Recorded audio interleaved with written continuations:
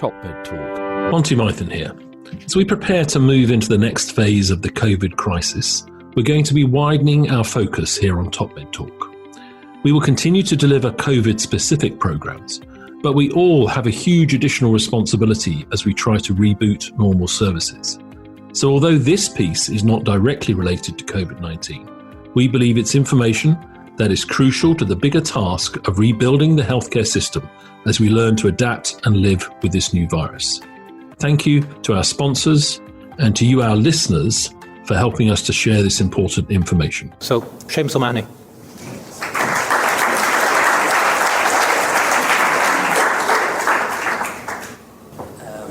As you can imagine, a gastroenterologist coming to speak to a group of intensivists generally is a feeling of trepidation, but I do feel a bit of a graw for this meeting.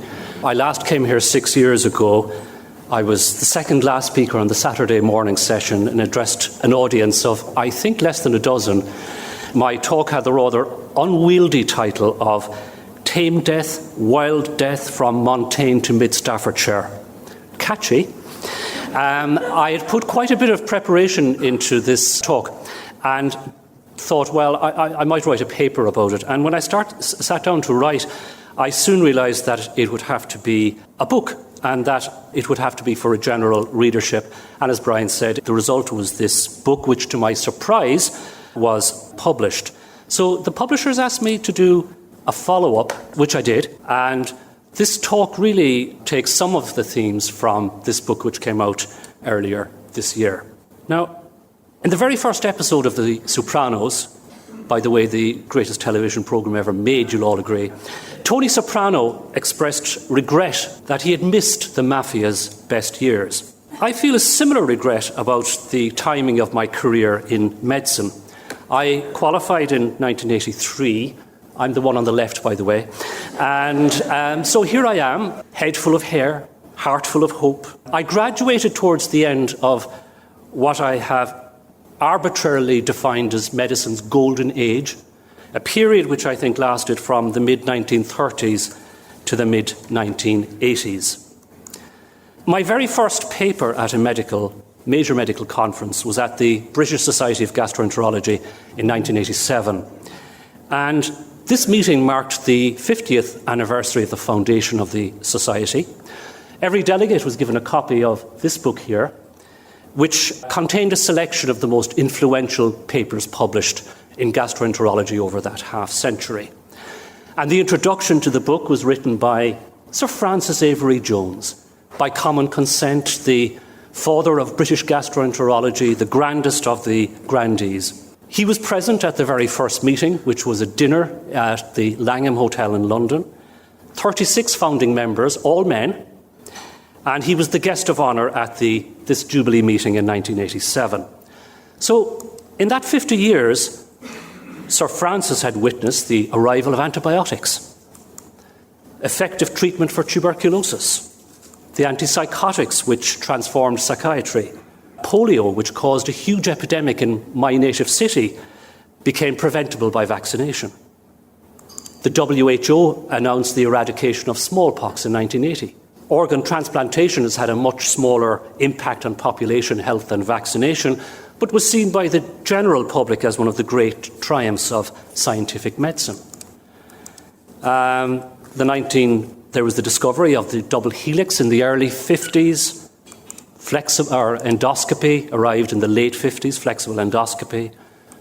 Cardiac bypass surgery in the early 60s. CT scanning, ultrasound, MRI in the 70s. Patrick Steptoe, an obstetrician working in a district general hospital in Oldham, developed IVF in the late 70s. And this was typical of many of the breakthroughs of this golden age. They were achieved by individual clinicians like Steptoe, who were working outside big research centres and universities. So this golden age was a sort of once-off in human history, a unique confluence of science, serendipity, and events. And we tend to forget what life and medicine was like before the golden age changed everything. This is a photo taken of my mother's family in 1945. The occasion was the final profession of my aunt, Julia, as a Loreto nun. She died last year at the age of 94. My mother's here, aged about 13. 2 years before this picture was taken, she had been gravely ill with pneumonia. And she survived, I think, mainly because she was given sulfapyridine, which was one of the earliest antibacterial drugs, known colloquially as M&B tablets after the manufacturer May and Baker. At the back here is the youngest son, Billy, who was 17 at the time. He died a year after this photograph was taken of spinal tuberculosis. He died at home because medicine had absolutely nothing to offer. Less than 2 years after Billy's death, the British Medical Journal published the very first ever randomised controlled trial, the first RCT in anything. And this trial proved beyond any doubt that streptomycin was effective against tuberculosis.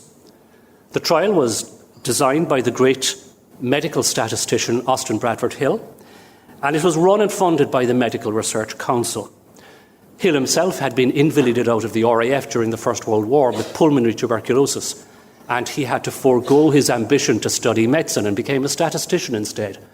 And he thus, by being a statistician, contributed far more to global population health than he ever would have done as a doctor. There was a dramatic rise in life expectancy during this golden age, but this rise had begun some decades actually before the mid-1930s. And similarly, there was a dramatic fall in infant mortality. Many have pointed out that a lot of this was due to factors outside of medicine.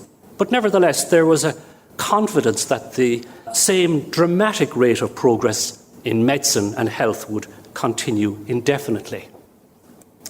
Now, for those of you who are not familiar with him, the man in the skipping rope here is the late Professor Rishtard Mulcahy. He was a very prominent Irish cardiologist, worked at St. Vincent's Hospital in Dublin. And he's shown here engaged in a bit of awareness raising for the Irish Heart Foundation. And in 1987, he gave an interview to the Irish Times and confidently predicted that by 2000, heart disease, stroke, respiratory disease and cancer would be wiped out. And as we know, this hasn't happened. Since the 1980s, there certainly has been progress, some of it indeed dramatic. But when compared to the triumphs of the Golden Age, progress in my professional lifetime has been more incremental compared to that 50 years. And many would say that most of the low-hanging fruit, to use that awful cliché, was picked during the Golden Age. Dissenting voices within medicine were rare during the Golden Age, but one such dissenting voice was this guy, Macfarlane Burnet, Sir Macfarlane Burnet. He was an Australian Nobel Prize-winning virologist and immunologist. He caused a sensation in the early 70s with his book Genes, Dreams and Realities, and he argued in this book that the diseases of the future would be those of old age and degeneration, and that these diseases would not be conquered like the infectious diseases were during the golden age of medicine.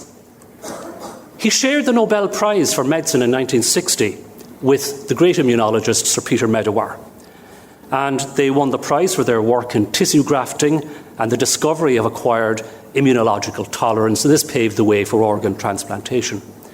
Medawar was appalled by Burnet's book. And some years after it came out, he wrote a piece for the New York Review of Books, a very prestigious literary journal, in 1980. And he predicted that within a decade, multiple sclerosis, diabetes, and 2 common cancers would be cured. And history, as we know, sided with Burnet. So, one of the major consequences of the Golden Age, and sort of the theme of my book, was the emergence of the medical industrial complex. And this industrial complex has many stakeholders, typically pharma, medical devices manufacturers, insurance companies, pharmacy sector.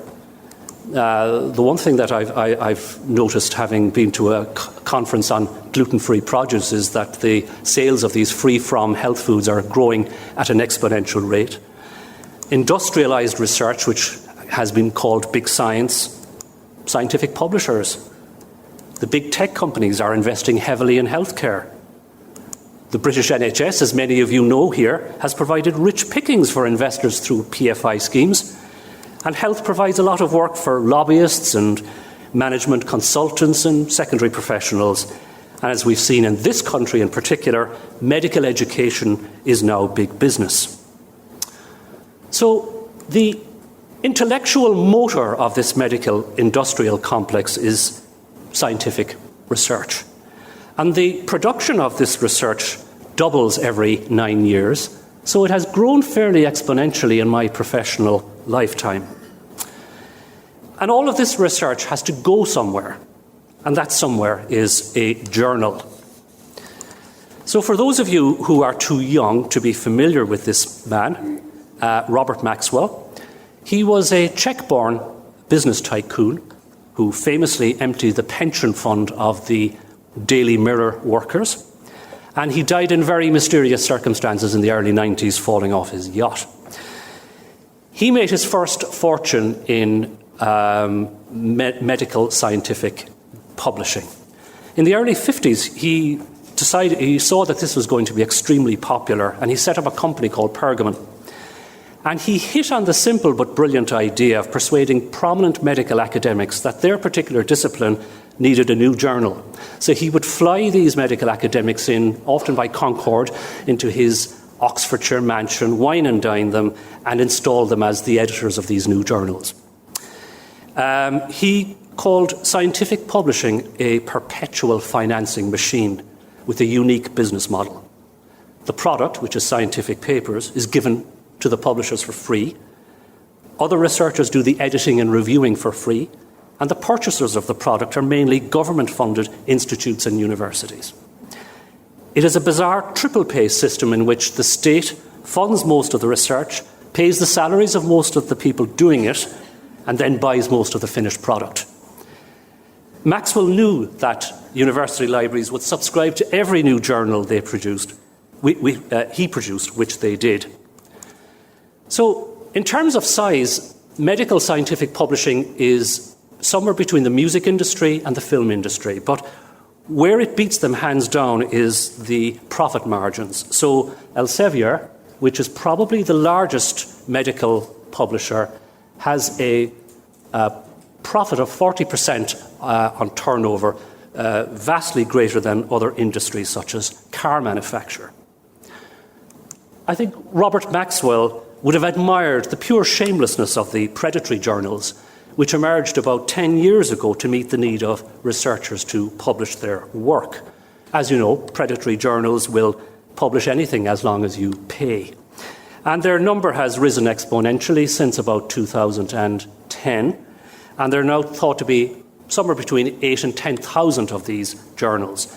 And I presume, like me, many of you get emails from them on a daily basis asking you to contribute or to join their editorial board. And more recently, we've seen the emergence of predatory medical conferences.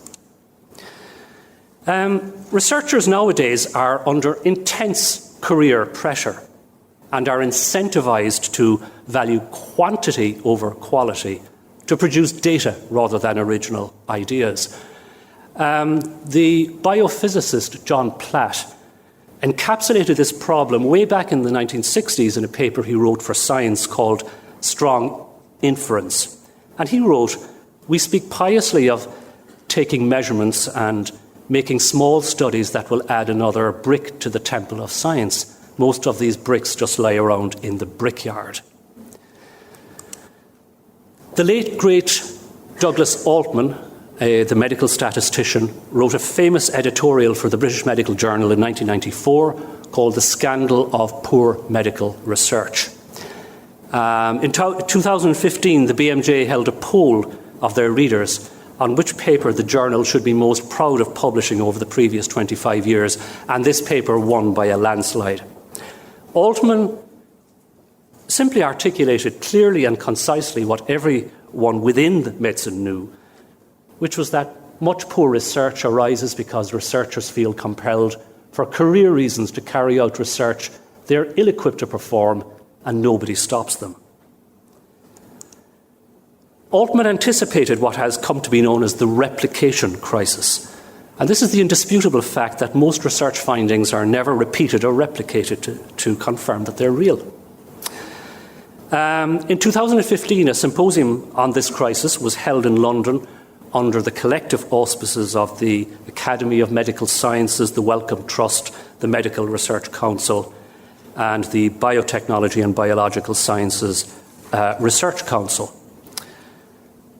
The report produced from this meeting, which I strongly urge you to read, it concluded that there was no single cause for this crisis.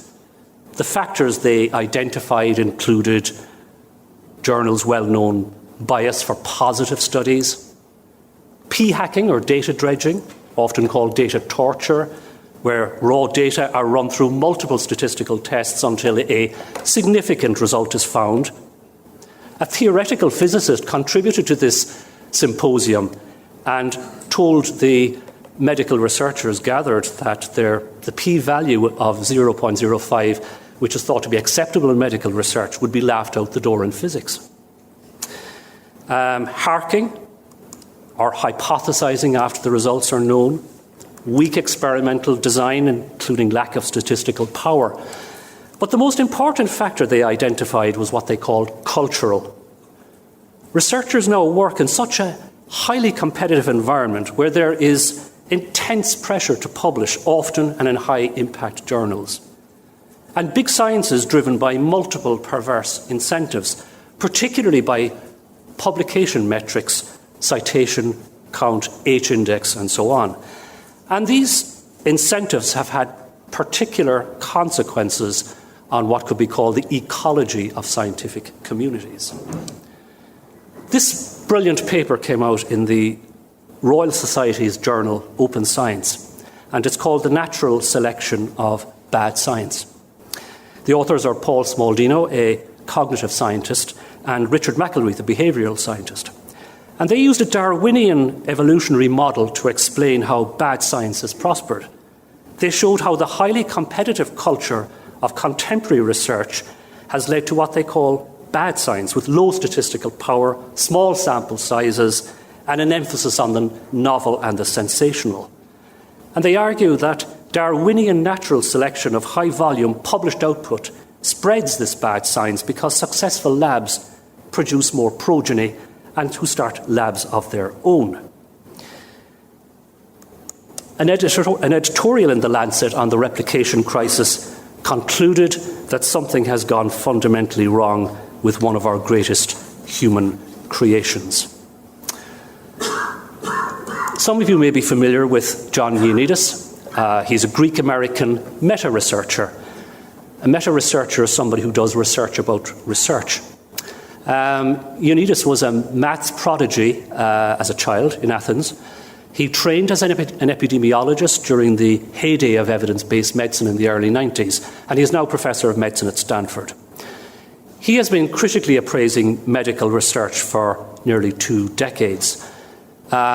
His 2005 paper, Why Most Published Research Findings Are False, is the most cited paper ever published by PLOS Medicine. Ioannidis was the first to really get to grips with the replication crisis, and he identified the causes which I've listed. Every bit of the process, he found, was riddled with error and logical fallacy.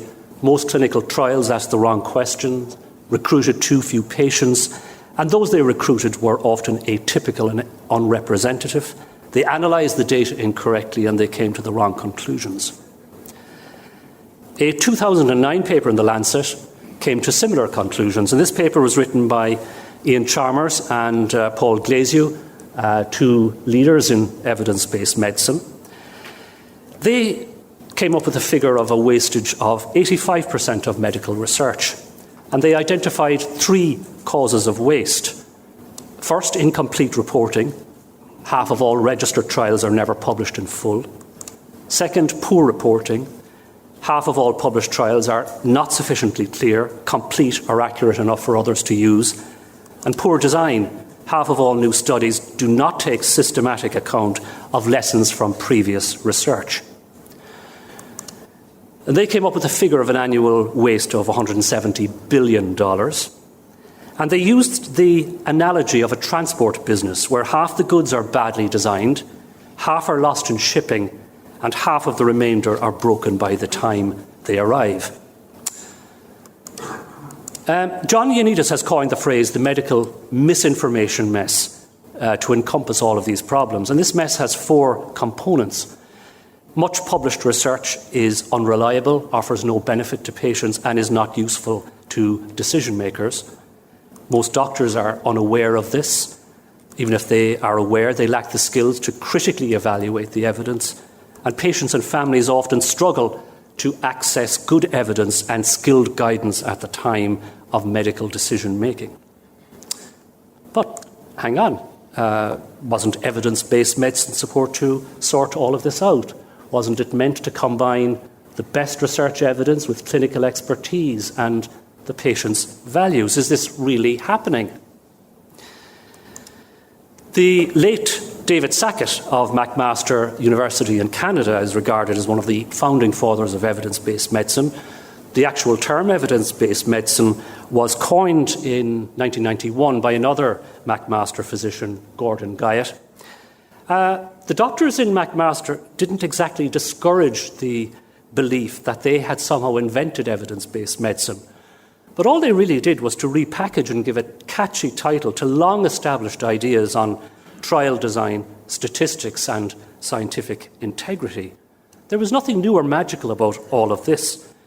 Austin Bradford Hill led the way in the 1940s, and Archie Cochrane in the 1960s and 70s. Archie Cochrane has been honoured by the Cochrane collaboration.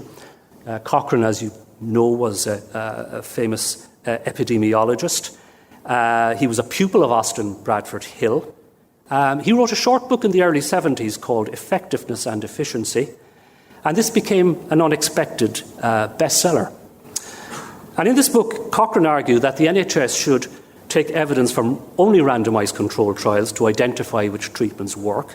He believed that only treatments of proven effectiveness should be offered by the NHS, and that all such treatments should be costed and delivered equitably. John Ioannidis looked up to David Sackett as his mentor and guide.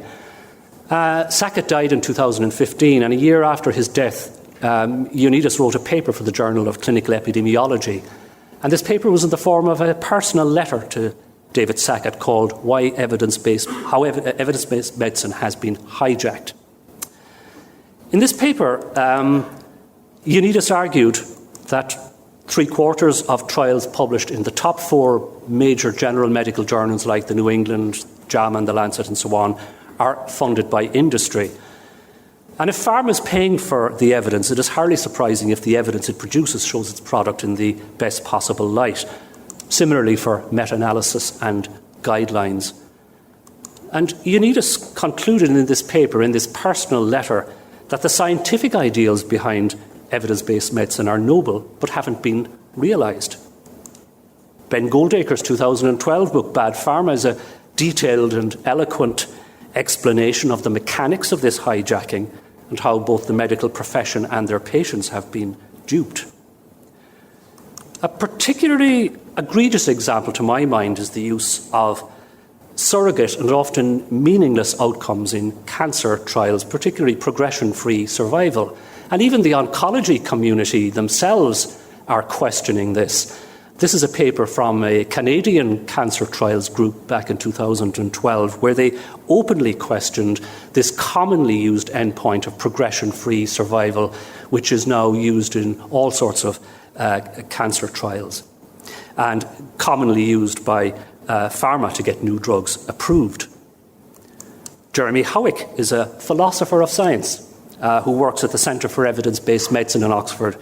He agreed with John Ioannidis and Ben Goldacre that evidence-based medicine had indeed been hijacked, but he argued, again like Ioannidis and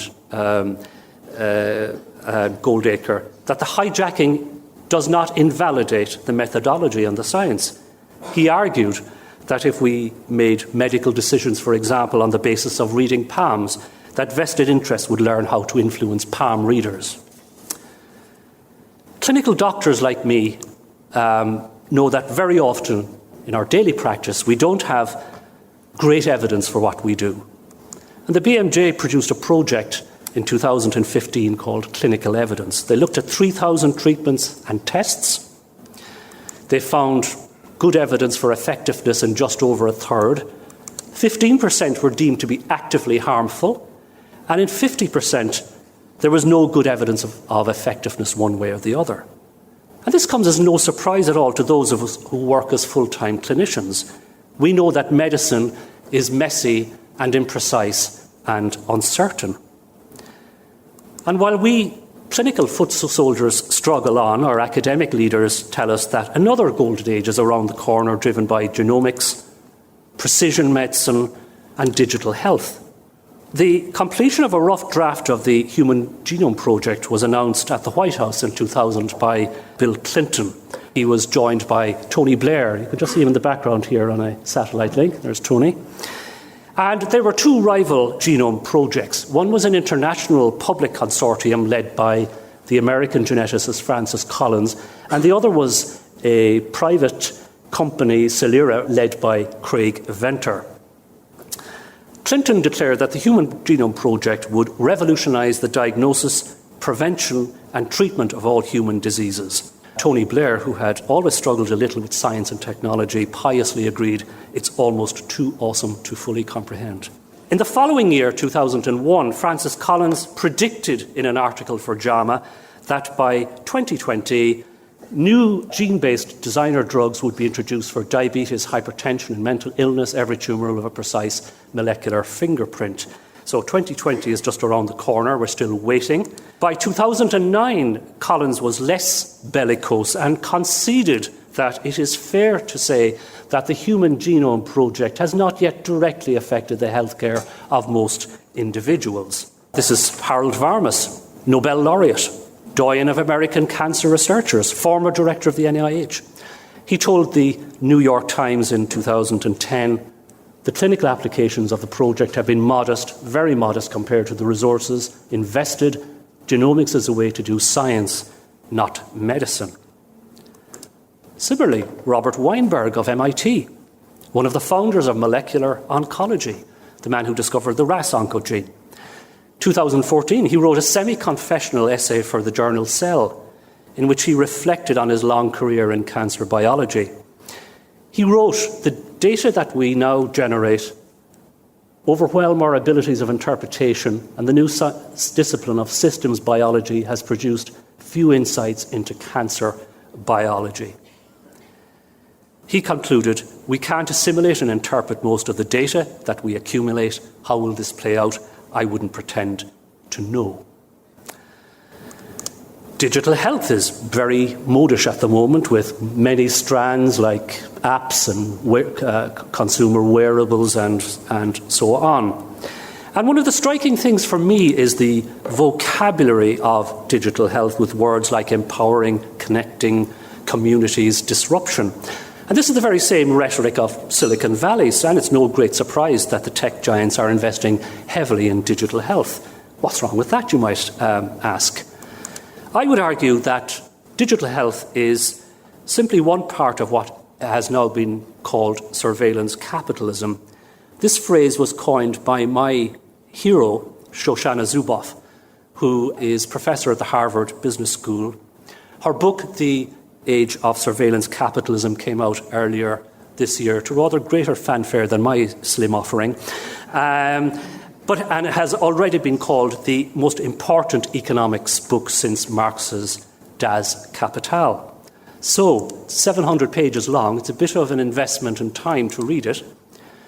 She defines surveillance capitalism as a new economic order that claims human experience as free raw material for hidden commercial practices of extraction, prediction, and sales. And there have been numerous examples of how human data collected under the auspices and banner of digital health have been monetized.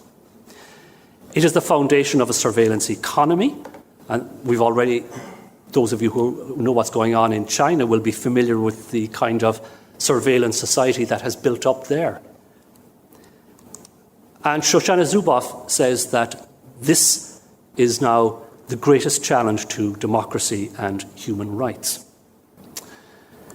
Even during the golden age of medicine, some began to feel that medicine was losing its way. Among them was René Dubos, the great French-American microbiologist and writer. He argued in his 1959 book, Mirage of Health, that we had rather overinvested in medicine and that solving problems of disease is not the same thing as creating health and happiness. The greatest critic of modern scientific medicine was an Austrian priest and philosopher called Ivan Illich. His 1975 polemic medical nemesis opened with the now famous phrase that the medical establishment has become a threat to health. He argued that through the medicalization of death, medicine had become a global pseudo-religion. Closer to home, Petr Skrabanek was a Czech-born doctor, spent most of his professional life at Trinity College's Department of Community Health. He died young in 1994. His book, The Death of Humane Medicine, was published a few months after his death. Skrabanek warned that medicine had overstepped its brief through screening and what he called coercive healthism. He wrote, "Medicine is not about conquering diseases and death, but about the alleviation of suffering, minimizing harm, and smoothing the painful journey of man to the grave." While we in the rich West continue to spend vast sums, for example, on cancer treatments, which often give meagre, incremental, attritional gains or no benefit at all, people in low-income countries die of diseases that can be cheaply cured or prevented. And they also die without adequate pain relief or palliative care.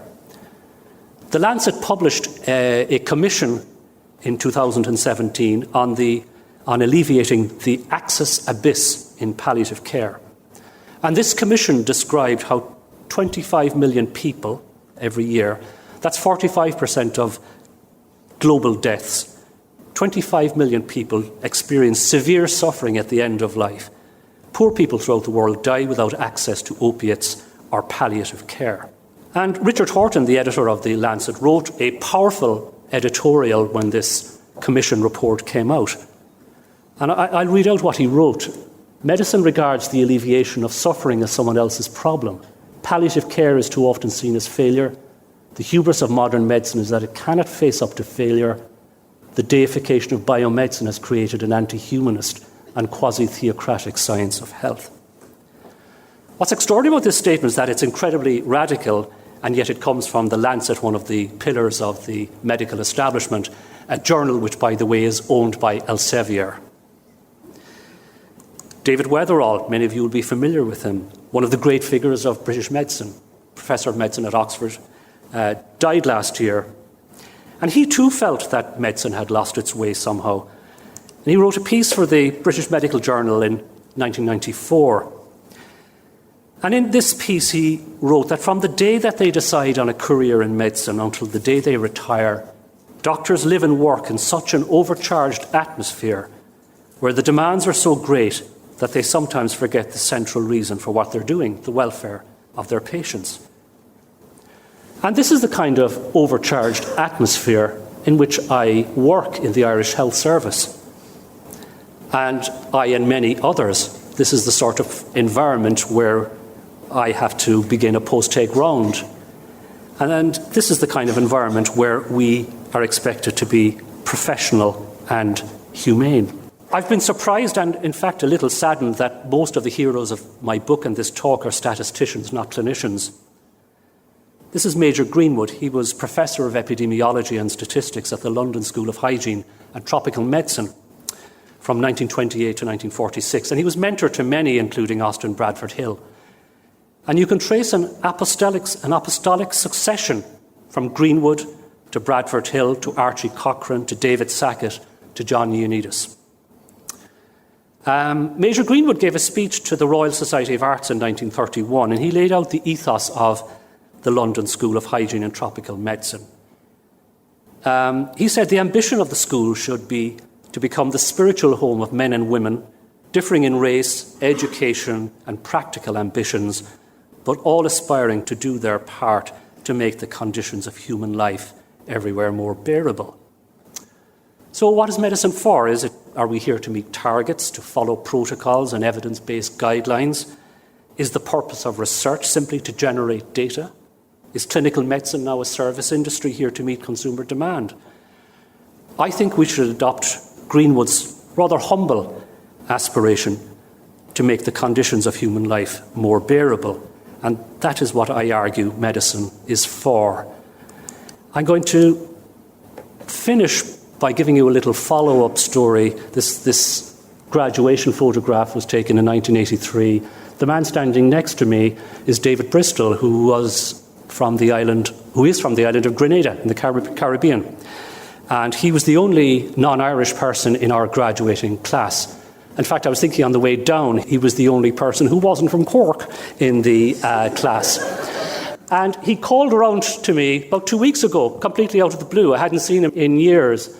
And he, after graduation, trained as an orthopaedic surgeon in London. He went back to the Caribbean, to St. Lucia, where he worked for some time as a general and orthopaedic surgeon. But he gave it all up and is now essentially a businessman with interests in solar power and many other things throughout the Caribbean. As you can see, he's kept his hair. I've lost, as I say here, I had a head full of hair and a heart full of hope. I've lost the hair, certainly, but I still have a bit of the hope. Thanks for listening.